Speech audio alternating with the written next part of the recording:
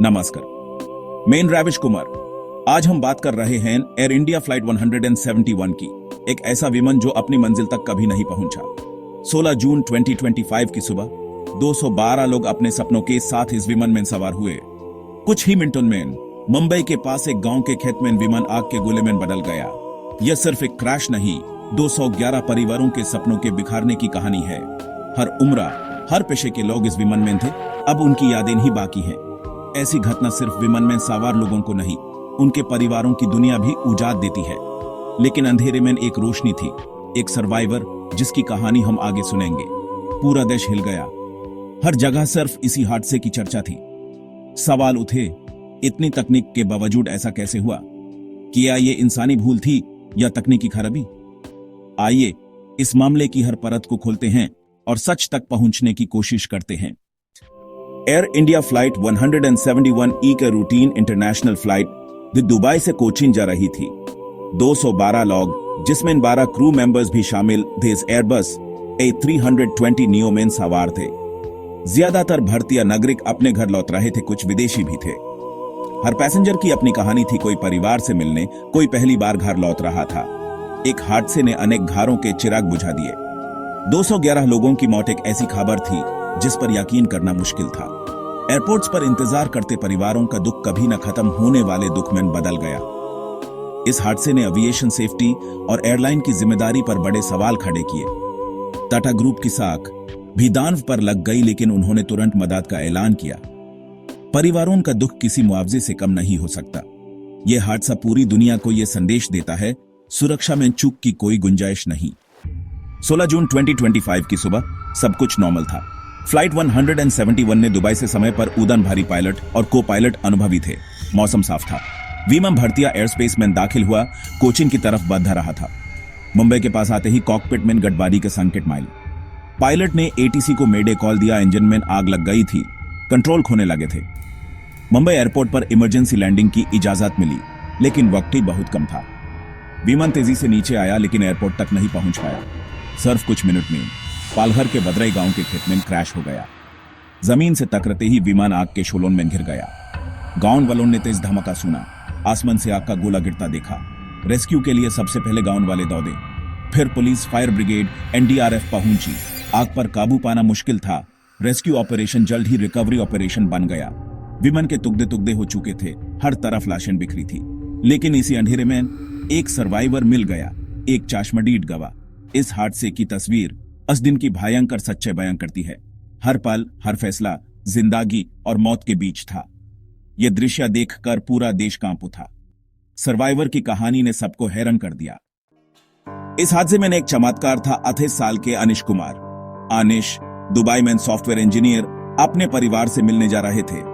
विमान के पिछले हिस्से में सीट 32F पर बैठे थे। शायद यही उनकी किस्मत थी। क्रैश के दौरान पिछला हिस्सा कम डैमेज हुआ, इसी वजह से अनिश बच गए। अनिश कहते हैं, सब कुछ नॉर्मल था। मैं म्यूजिक सुन रहा था, अचानक झटका लगा, विमान गिरने लगा। ऑक्सीजन मास्क नीचे आ गए, लोग चिल्ला रहे थे। मैंने आंखें बैंड कर ली, लगा ये आखिरी दिन है। फिर एक धमाका, सब अंधेरा हो गया। होश आया तो मलबे से कुछ दूर खेत में पड़े थे, आसपास आग थी। रेस्क्यू टीम्स के लिए अनिश का जिंदा मिलना चमत्कार था। बुरी तरह घायल थे, लेकिन उन्होंने हिम्मत नहीं हारी, मदद के लिए आवाज लगाई। गांव वालों ने उन्हें हॉस्पिटल पहुंचाया, फिर मुंबई शिफ्ट किया गया। डॉक्टर्स ने उनकी हालत गंभीर पर स्थिर बताई। अनिश का बच जाना एक उम्मीद की किरण है। उनका बयान जांच के लिए महत्वपूर्ण है। पूरा देश उनकी हिम्मत की प्रशंसा कर रहा है, लेकिन उनके लिए यह ट्रॉमा लाइफ लॉन्ग है। 211 लोगों को मारते देखा। शारीरिक चोटों से वो उभर सकते हैं, लेकिन मानसिक जख्म गहरे हैं।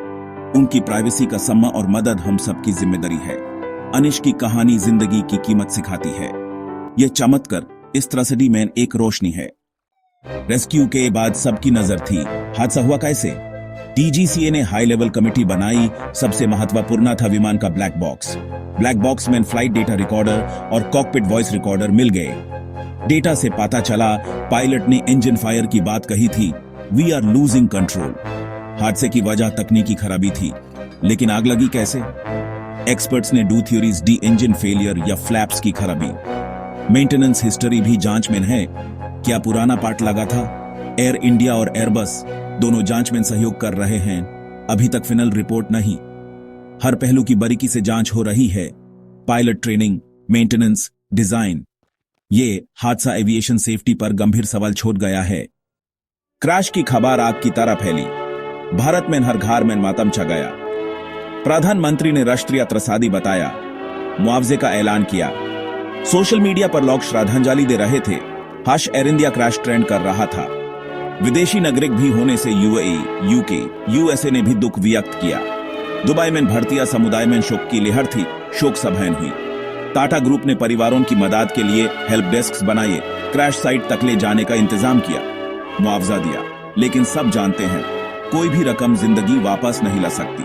समाज एक साथ आ गया। ब्लड डोनेशन कैंप्स, एनजीओज, आम नागरिक मदद को आगे आए। मानवता की मिसाल बनी। लेकिन लोगों के मन में गुस्सा भी था। अकाउंटेबिलिटी की मांग हो रही है। लोग चाहते हैं कि जिम्मेदार को सजा मिले। यह दुख और सहानुभूति ह्यूमन एक साथ लाता है, लेकिन जवाब मिलना जरूरी है। एयर इंडिया फ्लाइट 171 का हादसा एक कठोर सबक है। एविएशन सेफ्टी पर समझौता नहीं हो सकता। हर विमान में सैकड़ों जिंदगियां होती हैं, उनकी सुरक्षा सबसे पहले। इस हादसे ने मजबूर किया है कि हम सेफ्टी प्रोटोकॉल्स और ओवरसाइट को फिर से देखें। अकाउंटेबिलिटी जरूरी है। परिवारों को न्याय चाहिए, सिर्फ मुआवजा नहीं। जांच की फाइंडिंग्स सार्वजनिक हो और ठोस सुधार किए जाएं। इस हादसे ने कम्युनिटी रिस्पांस की ताकत दिखाई। वदरई गांव के लोग, रेस्क्यू टीम्स, डॉक्टर्स सब ने मानवता की मिसाल दी। सर्वाइवर अनिश कुमार और गांव वालों की नीकी इस अंधेरी रात में उम्मीद के सितारे हैं। आइए हम सब मिलकर उन 211 लोगों को श्रद्धांजलि अर्पित करें। उनकी कहानी हमेशा हमारे दिलों में जिंदा रहेगी। नमस्कार।